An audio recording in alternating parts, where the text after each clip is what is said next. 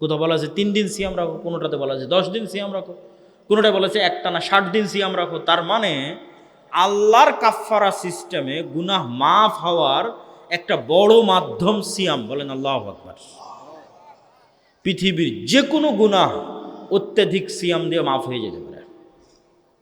পৃথিবীর যে কোনো গুনাহ অত্যধিক সিয়াম দিয়ে কাফফারা হিসেবে গণ্য হয়ে যেতে পারে, গুনাহ মিটিয়ে দিতে পারে। প্রিয় উপস্থিতি, সালাত শয়তানের যে আধিপত্য আমাদের নিজের নাফসের উপর,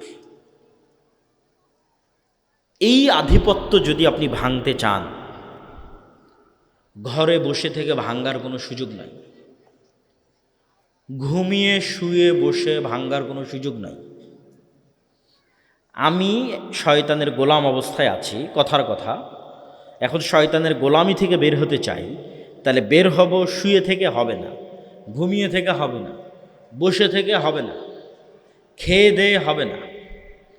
আমি শয়তানের গোলাম অবস্থায় আছি, বের হতে চাই শয়তানের গোলামি থেকে, এর জন্য কাজ করতে হবে। পৃথিবীতে কোনো কিছুই কাজ করা ছাড়া হাসিল হয় না, পরিশ্রম ছাড়া হাসিল হয় না, প্রশিক্ষণ ছাড়া হাসিল হয় না। আপনি আর্মিতে জব করে ঢোকেন, আপনাকে 10 কিলোমিটার দৌড়াবে, দৌড়াও 10 কিলোমিটার একটানা, প্রতিদিন সকালে পিটি করো। কেন? কাজ না করলে তো শরীর ফিট থাকবে না। শরীরকে যে ফিট রাখবে, কি দিয়ে ফিট রাখবে? যদি ব্যায়াম না করে, ফিজিক্যাল এক্সারসাইজ না করে। তো শরীরের সুস্থতা অসুস্থতা যেমন একদম হুবহু মানুষের নাফসের সুস্থতা অসুস্থতা, এটা আমরা বুঝি না, আমাদের বুঝার বাইরে। যেমন শরীরের সুস্থতা অসুস্থতার আপনি আজকে এখনই যান যে আপনি অসুস্থ, মেডিকেলে গেলেন, মেডিকেলে গিয়ে চেক আপ করেন, বলবে আপনার এই ভিটামিন শর্ট আছে, ভিটামিন সি নাই। ভিটামিন সি নাই এই জন্য আপনার ঠোঁট ফাটে, ভিটামিন সি নাই এই জন্য মুখে ঘা হয়েছে, ভিটামিন ডি নাই এই জন্য হাঁটুতে ব্যথা। তাহলে কোনো একটার কমতিতে আপনি অসুস্থ হয়ে যাচ্ছেন, আবার কোনো একটার মাত্রাতিরিক্ত বেশি হলে আপনি অসুস্থ। বলে সুগার লেভেল যেমন থাকার কথা তেমন নাই, 5, 6, 7 থাকবে, 13, 14, 15 হয়ে বসে আছে, তাহলে আপনি অসুস্থ। কেন? এখানে বিষ বেশি হয়ে গেছে, বিষ ঢুকে গেছে শরীরের মধ্যে, ভাইরাস ঢুকে গেছে। তাহলে এই যে শরীরের সুস্থতা এবং অসুস্থতা যেমন হুবহু, এইরকমই নাফসের সুস্থতা অসুস্থতা। নাফসের ভিটামিন নাই, নাফস যেখান থেকে ভিটামিন নিবে সে ভিটামিনগুলো নাই। একদিকে তো ভিটামিন নাই, আর একদিকে যে বিষগুলো থাকলে নাফস অসুস্থ হবে, ওই বিষগুলো প্রতিনিয়ত ঢুকতেছে। তাহলে নাফসের ভিটামিনের অভাব, প্রোটিনের অভাব, ক্যালোরির অভাব কি? যত ফরজ ইবাদত আছে সব ফরজ ইবাদত, প্রত্যেকটা ফরজ ইবাদতে চুল পরিমাণ কমতি তৈরি হওয়া মানে নাফস অসুস্থ।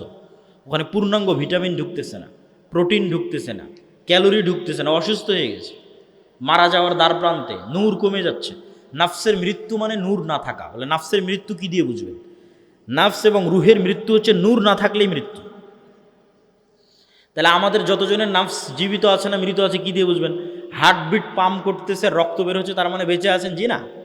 এই বেঁচে থাকা তো দুনিয়াবি বেঁচে থাকা, রুহানিভাবে আপনি জীবিত কিনা, আপনার রুহ জীবিত কিনা, না আপনি মারা গেছেন। তা আপনার নাফস এবং রুহ এটা মারা গেছে কিনা এটা বুঝবেন কীভাবে? আপনার এর মধ্যে কালবে নূর আছে কিনা। নূর নাই, মৃত, মারা গেছে।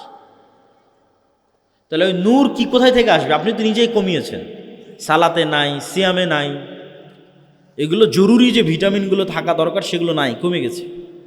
তাহলে তো অটোমেটিক নূর মারা যাওয়ার দিকে। এবার যে সমস্ত ভাইরাস ঢুকলে আপনি মারা যাবেন, ওই ভাইরাস প্রতিনিয়ত ঢুকতেছে, কান দিয়ে গান ঢুকতেছে, এটা ভাইরাস ঢোকার রাস্তা। শয়তানের আক্রমণের জানালা কান, চোখ দিয়ে অশ্লীল দৃশ্য ঢুকতেছে, এটা ভাইরাস। এটা ওইভাবেই হৃদয়কে আক্রান্ত করে যেভাবে বাস্তবে আমাদের শরীর আক্রান্ত হয়। এই জিনিসগুলো প্রত্যেকটা যে বিষয়গুলো আমি বলতেছি এটা বাস্তব, এটা মাপার কোনো যন্ত্র পৃথিবীতে নাই। তাই এটা মাপার যদি কোনো যন্ত্র পৃথিবীতে বের করা যেত তাহলে আপনি মেপে দেখতে পেতেন যে হ্যাঁ, আমার কাল্ব, আমার হৃদয় আসলেই নূর নাই, নূর হারিয়ে গেছে, এখানে ভাইরাস ঢুকে এটাকে বিষাক্ত করে ফেলেছে এবং এখান থেকে নূর বিদায় নিয়েছে। ওই রকমই একটা ভাইরাস হচ্ছে এই যে জিহ্বা দিয়ে যে আমরা একে অপরকে গালি দিচ্ছি, মিথ্যা অপবাদ দিচ্ছি, গীবত করছি, দেখেন, মানুষ যখন মিথ্যা বলে তখন তার মুখে দুর্গন্ধ তৈরি হয়, যে দুর্গন্ধে ফেরেশতা পালিয়ে যায়, সহিহ হাদিস। তো আপনি কি মনে করেন যে এই দুর্গন্ধটা বাস্তবে তৈরি হয়েছে না কল্পনায় তৈরি হয়েছে? বাস্তবে তৈরি হয়েছে। আমি যখন মিথ্যা বললাম, আপনি যখন মিথ্যা বললেন, তখন আমার মুখ থেকে বাস্তবেই দুর্গন্ধ বেরিয়েছে। এই দুর্গন্ধটা বাস্তব। কিন্তু ওই দুর্গন্ধটা যেই লেভেলে ফিল করা যাবে, ওই লেভেলের মতো সূক্ষ্ম গন্ধ নেওয়ার ক্ষমতাই নাকের নাই, কিন্তু দুর্গন্ধ বাস্তবে বেরিয়েছে। যেমন কুকুরের নাকের যেই লেভেলের দুর্গন্ধ নেওয়ার সক্ষমতা, ওই লেভেলের গন্ধ নেওয়ার সক্ষমতা তো আমার নাকের নাই। ফলত আমি বলবো যে বোতলেরও গন্ধ নাই, এই মাইকেরও গন্ধ নাই, জামারও গন্ধ নাই, কিন্তু প্রত্যেকটার গন্ধ আছে। তাহলে এগুলো বাস্তব লেভেলে ঘটে। তো আল্লাহ সুবহানাহু ওয়া তাআলার কাছে একজন সিয়াম পালনকারীর মুখের গন্ধ মিসকে আম্বর, মেরিগো নাভির যে পৃথিবীর সর্বশ্রেষ্ঠ গন্ধ, তার চেয়ে বেশি প্রিয়। এটা কখন? যতক্ষণ এই জিহ্বা, এই চোখ, এই কান এগুলো দুর্গন্ধের মধ্যে ঢোকেনি। আমি আছি সিয়াম, কিন্তু আমার জিহ্বা থেকে দুর্গন্ধ বের হচ্ছে, মিথ্যা বলতেছি দুর্গন্ধ, গীবত করতেছি দুর্গন্ধ, অপবাদ দিচ্ছি দুর্গন্ধ। তাহলে এটা থেকে কিভাবে সুগন্ধি বের হবে? আল্লাহর কাছে কেমনে এটা সুগন্ধযুক্ত মনে হবে? ওই সিয়াম পালনকারীর মুখের গন্ধ থেকেই সুগন্ধি বের হবে, যে সিয়াম পালনকারীর মুখ দুর্গন্ধের মধ্যে ঢোকে।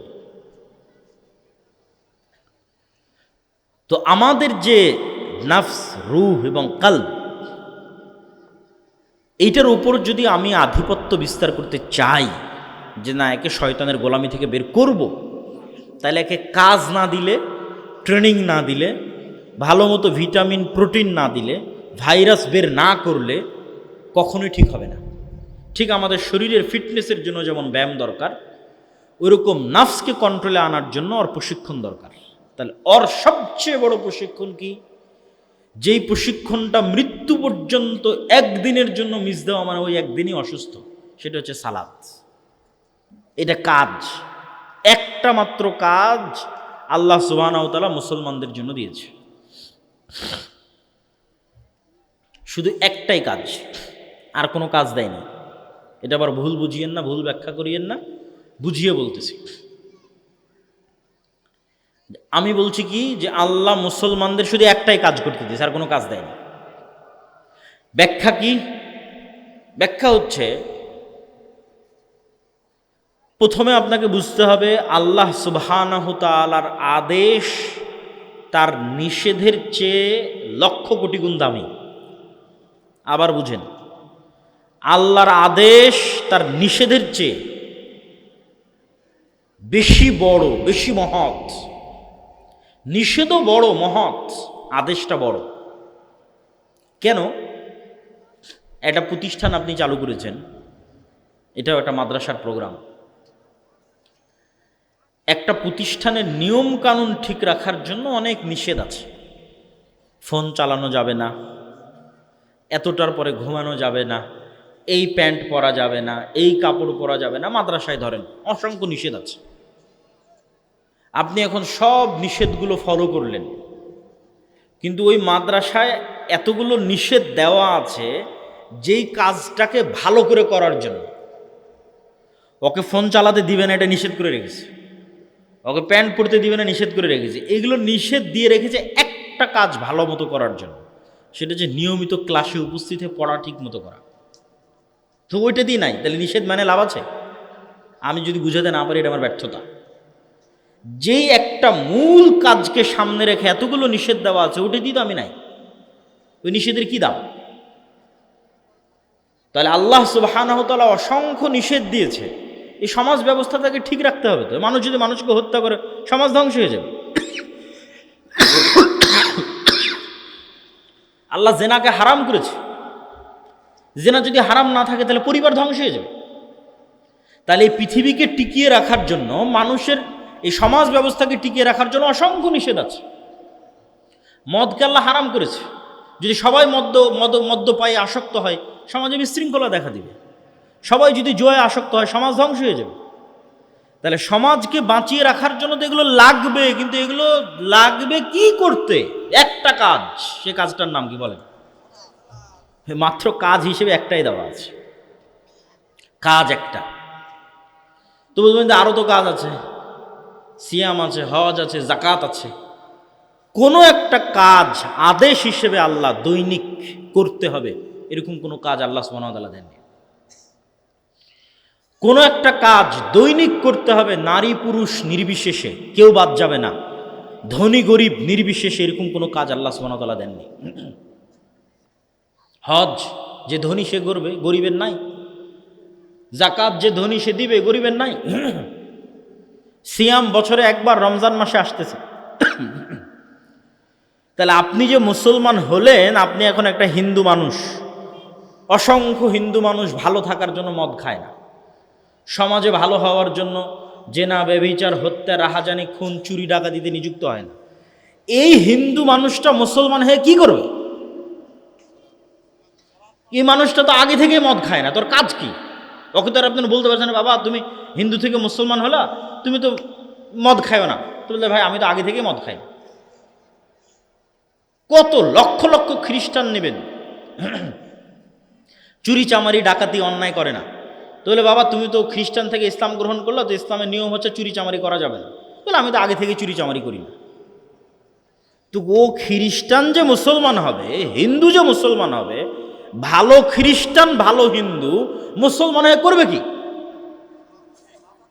একটাই কাজ আছে, সেই কাজটা কি বলেন তো? সালাত। এইবার বুঝলেন ওই হাদিসের অর্থ, যে মুশরিক আর মুসলমানের মধ্যে পার্থক্য কি? সালাত। তুমি সালাত আদায় করো তো মুসলমানই নাই, তুমি মুসলমান থাকারই তো কোনো দরকার নাই। কেন এরকম আরো অসংখ্য হিন্দু আছে, খ্রিস্টান আছে, মদ খায় না, বিড়ি খায় না, জুয়া খায় না, জুয়া খেলে না, চুরি করে না, ডাকাতি করে না, কত হিন্দু খ্রিস্টান। তাহলে ওই হিন্দু খ্রিস্টান আর তোমার মধ্যে পার্থক্য কি? কোনো পার্থক্য নেই। তাহলে আদেশ হিসেবে নারী পুরুষ নির্বিশেষে, ধনী গরিব নির্বিশেষে প্রতিদিন করতে হবে আল্লাহর একমাত্র একটাই আদেশ, তার নাম সালাত। এই জন্য সালাতের ক্ষেত্রে কোনো এক্সকিউজ দেওয়ার অপশন রাখা হয়নি, যে সালাতের ক্ষেত্রে আমি কোনো অজুহাত দিব, এই অজুহাত দেওয়ার কোনো অপশন রাখা হয়নি। সিয়ামে অজুহাত আছে, মনে করলাম সিয়াম নারী পুরুষ নির্বিশেষে, মনে করে নিলাম সিয়াম ধনী গরিব নির্বিশেষে, কিন্তু সিয়ামে অজুহাত দিতে পারবো। আমি বুড়ো হয়ে গেছি, সিয়াম রাখতে পারবো না, ঠিক আছে সমস্যা নেই, ফিদিয়া দিয়ে দাও। বলে আমি গর্ভবতী, আমি ঋতুবতী, সিয়াম রাখবো, ঠিক আছে তোমার জন্য এই অপশন দিয়ে দিলাম। অসুস্থ তো তোমার জন্য অপশন দিয়ে দিলাম। তাহলে যেই সিয়ামটা আমরা অন্তত ধনী গরিব উভয়ের জন্য রেখেছিলাম, ওইটাতেও ডট ডট ডট ডট অসংখ্য অপশন আছে। একমাত্র আদেশ আল্লাহর, যে আদেশে কোনো অজুহাত নাই, না নারী না পুরুষ, না শিশু না বৃদ্ধ, বয়স হওয়ার পর, না অসুস্থ, না দাঁড়িয়ে না বসে না শুয়ে, না পানি আছে না পানি নাই, না তায়াম্মুম আছে না তায়াম্মুম নাই, না কেবলা চিনি না কেবলা চিনি না, না কাপড় আছে না কাপড় নাই। কোনো পরিস্থিতিতে কোনো সিচুয়েশনে কোনো অজুহাত সালাতের জন্য গ্রহণযোগ্য নয়। কেন? এটা একটা মাত্র আদেশ, এই জন্য এত কড়া আদেশ। তো আপনাকে বেশি দেয়নি, বাকি সারাদিন তো আপনি নিজের কাজই করছেন। আল্লাহর পক্ষ থেকে আদেশ শুধু একটা, সালাত আদায় করতে হবে। কেন? এই একটা দিয়েই আপনি আপনার নিজের নাফসকে কাজ করাচ্ছেন, ওকে কাজে বাধ্য করছেন। ওই নাফসকে যত আপনি এই কাজে বাধ্য করতে পারবেন যে তোমাকে সালাত আদায় করতে হবে, জামাতে সালাত আদায় করতে হবে, নিশ্চিত থাকেন আর যত গুনাহে আপনি লিপ্ত আছেন। অসংখ্য যুবক আমাদের সাথে সাক্ষাৎ করে, কথা বলে, প্রশ্ন করে যে ভাই আমি এটাতে আসক্ত, বের হতে পারছি না। কেউ ভিডিও গেমে আসক্ত, বের হতে পারে না। কেউ জুয়ায় আসক্ত, বের হতে পারে না। কেউ প্রেমে আসক্ত, বের হতে পারে না। তা আমি সবাইকে একটা কথাই বলি, এবং এটা বাস্তব, যে তুমি ওইটার থেকে বের হওয়ার চিন্তা বাদ দাও। তুমি আগে কনফার্ম করো যে তুমি 5 ওয়াক্ত সালাত অন্তত 40 দিন একটানা জামাতের সাথে মসজিদে তাকবীরে তাহরিমার সাথে পড়তে পারছো কিনা। কেননা তুমি প্রেমে আসক্ত কেন? তোমার নিজের নাফসের উপর তোমার কন্ট্রোল নাই। তুমি জুয়ায় আসক্ত কেন? তোমার নাফসের উপর তোমার কন্ট্রোল নাই। তুমি নেশায় আসক্ত কেন? তোমার নাফসের উপর তোমার কন্ট্রোল নাই। তাহলে আগে তো তোমার নাফসের উপর কন্ট্রোল প্রতিষ্ঠা করতে হবে, তারপরে না তুমি এগুলো থেকে বের হবা। তো প্রতিষ্ঠা তো আর তুমি শুয়ে বসে ঘুমিয়ে করতে পারবে না, কাজ করতে হবে। সেই কাজটা কি? সেটা সালাত।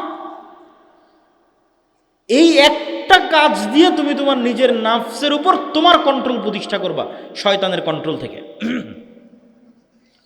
তো অন্তত একটা ডোজ, একটা কোর্স যদি তুমি কমপ্লিট করো যে না আমি 40 দিন একটানা 5 ওয়াক্ত সালাত জামাতে আদায় করবো। যেমন সামনে রমজান আসতেছে, রমজানের 30 দিন যদি আপনি কট্টর সিদ্ধান্ত নেন যে না রমজানের 30 দিন যেমন পুরো শরীরের সিয়াম চলবে, লাআল্লাকুম তাত্তাকুন যেটা আগে বলেছি, তার সাথে আমার নাফসকে আমি মাত্র একটা কাজ দিব।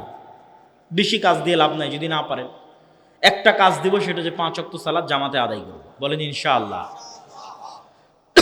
তাহলে একটানা 30 দিন, তারপরে যদি আরো 10 দিন যুক্ত করে 40 দিন করেন, এটা একটা কোর্সের মতো, একটা ডোজের মতো।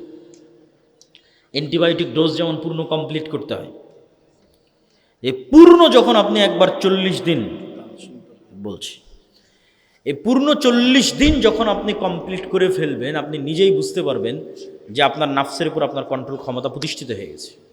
তাহলে বক্তব্যের দ্বিতীয় অংশ, সিয়াম শয়তানের বিরুদ্ধে যুদ্ধ, সালাত শয়তানের বিরুদ্ধে যুদ্ধ। যে অংশ দিয়ে বক্তব্য শেষ করব সে অংশটা হচ্ছে সালাত জিকির। এটা সব শেষে বলে বক্তব্য শেষ করব। তার আগে 2 মিনিট আপনাদের এই প্রতিষ্ঠান সম্পর্কে কথা। আমার বক্তব্যের মধ্যে একবার এই আলোচনা এসেছে যে টাকার মাধ্যমে গুনাহের কাফারা হয়। ওই পয়েন্টকে ধরে একটু সামনের দিকে আগাই। ইন্নাল্লাহা আশতারা মিনাল মুমিনিনা আনফুসাহুম ওয়া আমওয়ালাহুম বিআন্না লাহুমুল জান্নাহ। মহান আল্লাহ জান্নাতে প্লট এবং ফ্ল্যাট বিক্রি করবেন। হাল আদুল্লুকুম আলা তিজারাতিন, আমি কি তোমাদের এমন একটা ব্যবসার কথা বলে দিব না যেই ব্যবসাটা হবে আল্লাহর সাথে। তো ব্যবসা হবে আল্লাহর সাথে, আল্লাহ বিক্রি করবে কি? জান্নাতের প্লট এবং জান্নাতের ফ্ল্যাট এবং জান্নাতের বাগান, জান্নাতের ঝর্ণা, জান্নাতের ঘর, জান্নাতের গাছ। জান্নাতের একটা গাছও বিক্রি হবে। একজন সাহাবী জান্নাতের একটা খেজুর গাছ কিনেছেন পুরো একটা বাগানের বিনিময়ে, পুরো একটা খেজুর বাগানের বিনিময়ে জান্নাতে একটা গাছ কিনেছেন।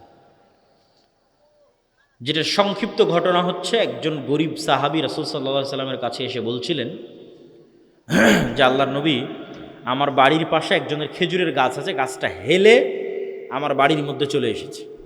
তো আমার ছোট ছোট শিশু বাচ্চারা ওই খেজুর গাছের থেকে খেজুর পাড়ে। তো এই ধনী ব্যক্তিটা বকাঝকা করে। আল্লাহর নবী ওই ব্যক্তিকে ডেকে বললেন, তুমি এই খেজুর গাছটা জান্নাতে একটা খেজুর গাছের বিনিময়ে এই গরিবকে দিয়ে দাও। তো এই ব্যক্তি রাজি হলো না। সেও ভালো মানুষ, কিন্তু নিজের সম্পদের উপর নবীরও অধিকার চলে না। মানুষের সম্পদের উপর নবীরও কোনো অধিকার নাই, স্বেচ্ছায় না দিলে। তো এই ঘটনা একজন সাহাবী আবু দাহদা তার নিকট পৌঁছল। তার বিশাল এক খেজুরের বাগান ছিল।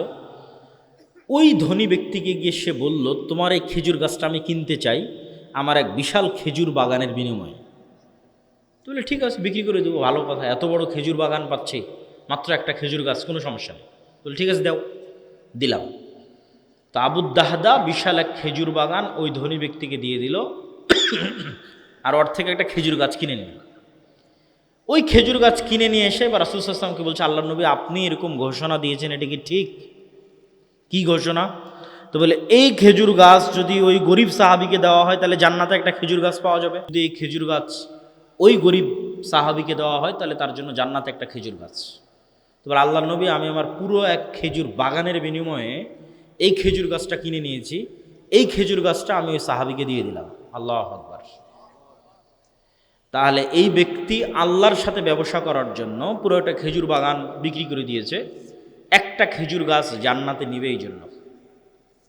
তো এই বিক্রিটা বাস্তব, এই বিক্রিটা রিয়াল, সত্য, এবং এই বিক্রিটা লাভজনক, শতভাগ লাভজনক। 20%, 30%, 40, 50, 60 না, শতভাগ।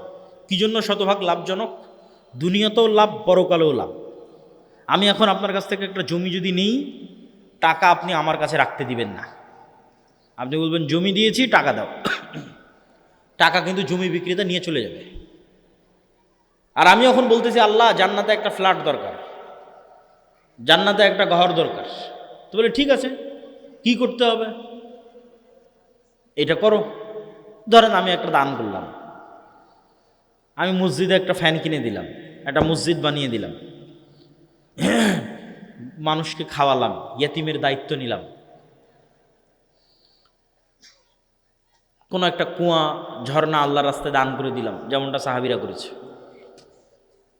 তো সেক্ষেত্রে ওই খেজুর গাছ, ওই খেজুর বাগান, ওই মসজিদ, ওই ফ্যান, ওই কুরবানির গোস্ত, এগুলো একটাও কি আল্লাহ সুবহানাহু ওয়া তাআলা নিজে নিয়ে চলে যাবে? নিজে নিয়ে চলে যাবে না। তাহলে অন্যের সাথে ক্রয় বিক্রয়ের সময় আপনার টাকা দিয়ে দিতে হচ্ছে, নিজের কাছে রাখতে পারছেন না, নিজে ব্যবহার করতে পারছেন না। আর আপনি আল্লাহর নামে একটা কুরবানি দিলেন, সেই কুরবানির গোস্ত আপনিই খাচ্ছেন, তাহলে লসটা কোথায় হলো? কুরবানির গোস্তটা তো আপনিই খাচ্ছেন। ওই গোস্তটা যদি আপনি বাজার থেকে কিনে নিয়ে আসতেন, ওই টাকাই লাগতো। তাহলে শুধু আল্লাহর নামে দান করার কারণে গোস্তও তো খাচ্ছেন, মাঝখানে ফাও ফাও ফ্রি ফ্রি আপনি জান্নাতও পেয়ে যাচ্ছেন। আপনি এখন মসজিদে একটা ফ্যান লাগানো, ওই ফ্যানের বাতাস কে খাবে? আপনিই খাবেন। তাহলে ওইটার দুনিয়াতেও আপনি ব্যবহার করতেছেন। যেমন আল্লাহর নবীর মদিনায় মসজিদে নববীর সামনে একটা কুয়া ছিল, ইহুদি মালিক। আল্লাহ নবী বললেন, কে জান্নাতে একটা ঝর্ণার বিনিময়ে কুয়া দান করে দিবে? উসমান বিন আফফান বললেন, ঠিক আছে, আমি জান্নাতে একটা ঝর্ণার বিনিময়ে কুয়া দান করে দিলাম। কিনে, ইহুদির কাছ থেকে কিনে আল্লাহর রাস্তায় অফ করে দিলাম। তো উসমান যেই কুয়া কিনে আল্লাহর রাস্তায় অফ করে দিল, তো ওই কুয়া কি আল্লাহ উঠিয়ে নিয়ে চলে যাবে নাকি?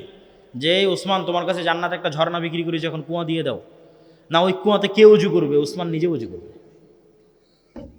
তাহলে আপনি যেটা দান করতেছেন, ওইটা আপনার নিজেরও ব্যবহার করার সুযোগ থাকতেছে।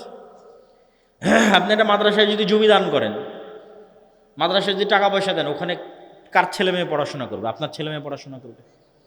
ওখানে যদি কেউ চাকরি করে 2-5 টাকা বেতন পায়, এই গ্রামের মানুষজনই সেই বেতনটা পাবে।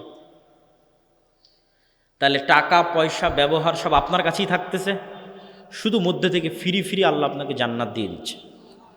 এই জন্য বলা হয়েছে আল্লাহর সাথে ব্যবসা শতভাগ লাভজনক, এখানে লসের কোনো চান্স নাই। লাভের 2 নম্বর পয়েন্ট, শতভাগ লাভের 2 নম্বর পয়েন্ট, সেটা কি?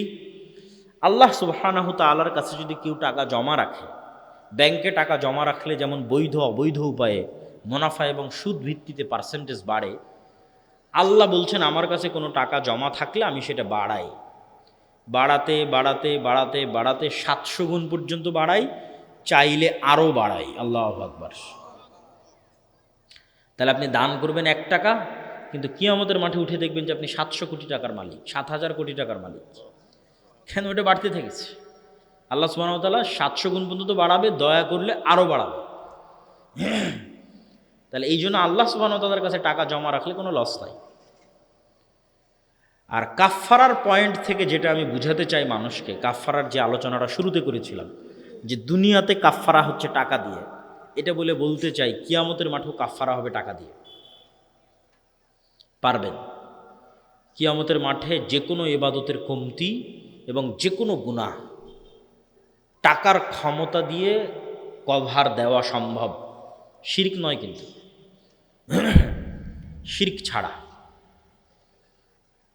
তথা আপনি যদি কিয়ামতের মাঠে কোটি কোটি টাকার মালিক হন, তাহলে এখন কার নামে গীবত করেছেন, কার নামে অপবাদ দিয়েছেন, কোথায় কোন ইবাদতে কমতি থেকেছে, কোথায় কোন গুনাহ করেছেন, সবগুলো কভার দেওয়া সম্ভব ওই টাকার দাম থেকে।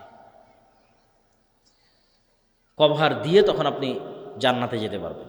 তাহলে দুনিয়াতে যেমন মানুষের কোটি কোটি টাকা থাকলে মামলা মোকদ্দমা হয়ে গেলে বাঁচতে পারে, মেডিকেল ক্লিনিক হয়ে গেলে টাকার জোরে কোনো না কোনোভাবে বের হয়ে আসতে পারে, কিয়ামতের মাঠেও মানুষ টাকার সেই ক্ষমতা ব্যবহার করতে পারবে। কিন্তু শর্ত হচ্ছে কিয়ামতের মাঠে নতুন করে ধনী হওয়ার কোনো রাস্তা নাই। ধনী দুনিয়াতে হয়েই যেতে হবে।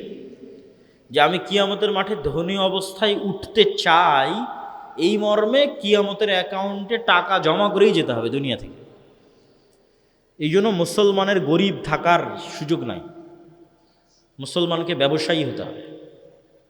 মুসলমান ব্যবসায়ী কওম, ব্যবসায়ী জাতি।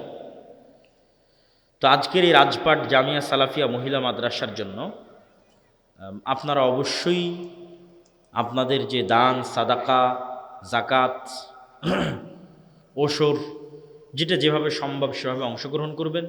এবং আজকের বৈঠকি দানেও যার যার পক্ষে অংশগ্রহণ করা সম্ভব তারা অংশগ্রহণ করবেন। স্টেজে যারা আছে তারা অংশগ্রহণ করবেন।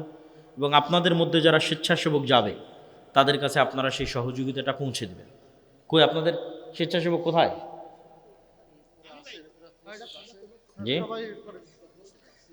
তো কই প্রস্তুত থাকলে দেখা যায় না তো। জি, আমি আমার বক্তব্যের শেষ অংশ, আপনারা ওস্তাদজিকে নিয়ে আসেন, আমি বক্তব্যের শেষ পয়েন্ট শুরু করছি। এবং যারা সহযোগিতা অংশগ্রহণ করতে চান তারা সহযোগিতা করেন। আমি বক্তব্যর যেভাবে শুরু করেছিলাম সেটার সামারিটা করে বক্তব্যের শেষে চলে যাই। বক্তব্য আমি শুরু করেছিলাম আজকের এই আধুনিক বিশ্বে যারা গণতন্ত্রের ধ্বজাধারী, মানবতার দার্স প্রদানকারী, এদের এই বুলি, এদের এই মিষ্টি কথা, এগুলো সব মিথ্যা। এবং এটার বিপরীতে আপনাকে ইসলামকেই দাঁড় করাতে হবে, ইসলামের নিজস্ব বৈশিষ্ট্যের উপর, ইসলামের নিজস্ব গুণের উপর। এবং এর বিপরীতে ইসলামই দাঁড়িয়ে থাকবে এবং ইসলামই বিজয় হবে। কেননা পৃথিবীর আর কোনো বিষয় আমেরিকার মানুষকেও শান্তি দিতে পারবে না। আমেরিকার মানুষও অতিষ্ঠ হয়ে যাবে। শান্তি কোথায় পাবে? ইসলামে পাবে। দলে দলে ইসলাম গ্রহণ করা ছাড়া আমেরিকার মানুষও বাঁচার রাস্তা নেই। নাহলে ওদের ছেলে মেয়েরাও নিরাপদ নয়, শয়তান শেষ করে দিবে, ধ্বংস করে দিবে। তাহলে আমেরিকা, ইউরোপ, ইংল্যান্ড সবার বাঁচার রাস্তা কি? ইসলাম। তো এই জন্য ইসলামকে তার আসল অবস্থার উপর টিকিয়ে রাখা এবং আপনার এবং আমার কাজে কর্মে ইসলামকে ফুটিয়ে তোলা। যে ইসলামটা কি, এটা আমার আচার ব্যবহার দেখে মানুষ বুঝতে পারবে, আমার কথা দেখে বুঝতে পারবে। তো এই যে ইসলামের নিজস্ব স্বকীয়তার বাইরে গিয়ে ওই সমস্ত পাশ্চাত্য কিছু থিওরিকে সর্বশেষ কথা মনে করা, যেন এরপর আর কোনো কথা নাই, একে প্রশ্ন করার কোনো সুযোগ নাই, এটা থেকে বের হয়ে আসতে হবে। আর এই পাশ্চাত্য থিওরিগুলো ধর্মনিরপেক্ষতাবাদ, সেকুলারিজম, লিবারেলিজম, এরা যে আমাদের ধ্বংস করতে চায় তার প্রমাণ আর দেওয়ার কিছু নাই। তার প্রমাণ তারাই করে দিয়েছে যে তারা কি চায় এই মিথ্যা কথাগুলো দিয়ে। তাহলে শয়তানের এই ষড়যন্ত্রগুলো থেকে আমাদের বাঁচার জন্য আজকের আলোচনায় কয়েকটা বিষয় তুলে ধরেছি। 1 নাম্বার তুলে ধরেছি সিয়াম, 2 নাম্বার তুলে ধরেছি সালাত, এবং শেষ করব জিকির দিয়ে। আল্লাহ সুবহানাহু ওয়া তাআলা বলেন, ওয়া আকিমিস সালাতা লিযিকরি। জি, মহিলাদের প্যান্ডেলেও আপনারা নিজ দায়িত্বে দান সংগ্রহ করেন। ওয়া আকিমিস সালাতা লিযিকরি, সালাত প্রতিষ্ঠা করো আমাকে স্মরণ করার জন্য, আমার জিকিরের জন্য। তো সালাত জিকির, সালাত জিকির, এই জন্যই সালাতের কোনো এক্সকিউজ নাই।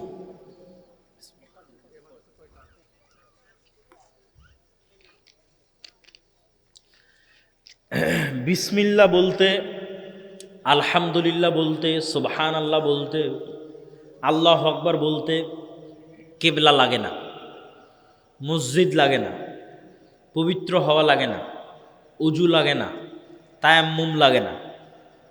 জিকির সবসময় করা যায়। সালাত জিকির, সালাতকে বলা যায় ওয়াকিমিস সালাত লিযিকরি, সালাত জিকির।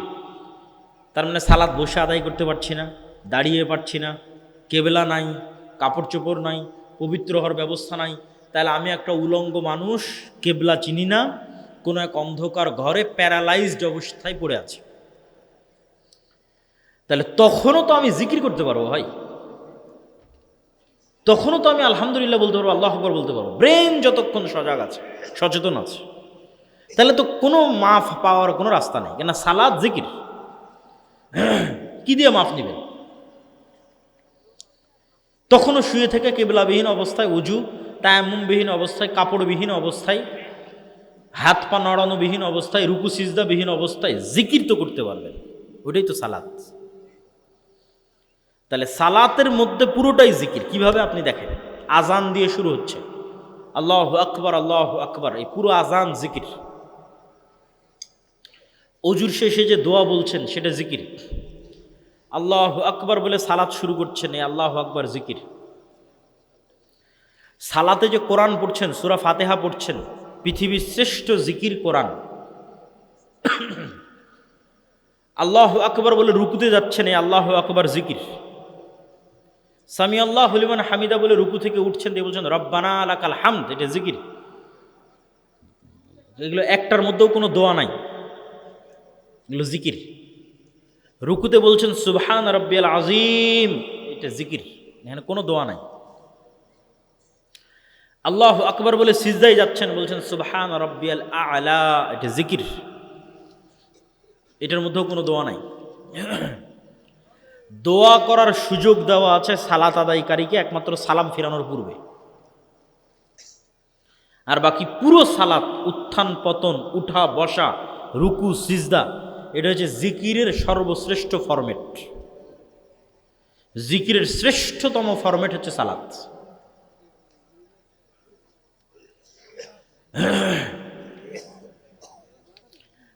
জিকির কেন শক্তিশালী, জিকির কেন পাওয়ারফুল, এটা আমি আমার বহু বক্তব্যে তুলে ধরেছি। কিছু মানুষ না বুঝে না জেনেই একটা সমালোচনা করে বসে থাকে। আল্লাহ সুবহানাহু ওয়া তাআলা কথা বলেন এবং আল্লাহ সুবহানাহু ওয়া তাআলার কথা বলার আওয়াজ আছে, শব্দ আছে। কেউ যদি আল্লাহ সুবহানাহু ওয়া তাআলার কথার আওয়াজ এবং শব্দকে অস্বীকার করে, তাহলে সে মুতাজিলা এবং কাফের হয়ে যাবে। আল্লাহ সুবহানাহু ওয়া তাআলা মুসা আলাইহিস সালামকে যখন ডাক দিয়েছেন, এটা বাস্তব, রিয়াল, সত্যিকার ডাক। যখন কথা বলেছেন, মুসা আলাইহিস সালাম আল্লাহর আওয়াজ শুনেছেন, সে আওয়াজে তিনি কথা, আল্লাহ সুবহানাহু ওয়া তাআলার সাথে কথা বলেছেন। তো আল্লাহ সুবহানাহু ওয়া তাআলার কথা, কালাম, আওয়াজ হচ্ছে কোরআন। এইটা বুঝতে হলে আপনাকে প্রথমে বুঝতে হবে যে আমরা যা বলি সব আওয়াজ। বাংলা বলতেছি না, এটা কিন্তু বাংলা নয়, এটা কিন্তু আওয়াজ। আমার ব্রেন কিন্তু এই বাংলাটা বোঝে না, আমার ব্রেন একটা কম্পমান ওয়েভ, ওইটা বুঝে। এটা যখন কানে ঢোকে তখন একটা কম্পমান ওয়েভ অবস্থায় ব্রেনে সিগন্যাল ঢোকে, কাঁপতে কাঁপতে কাঁপতে কাঁপতে কান রিসিভ করে, কানের পর্দায় গিয়ে আঘাত করে। তো কানের কাছে এটা আওয়াজ, আওয়াজ হিসেবে আসছে।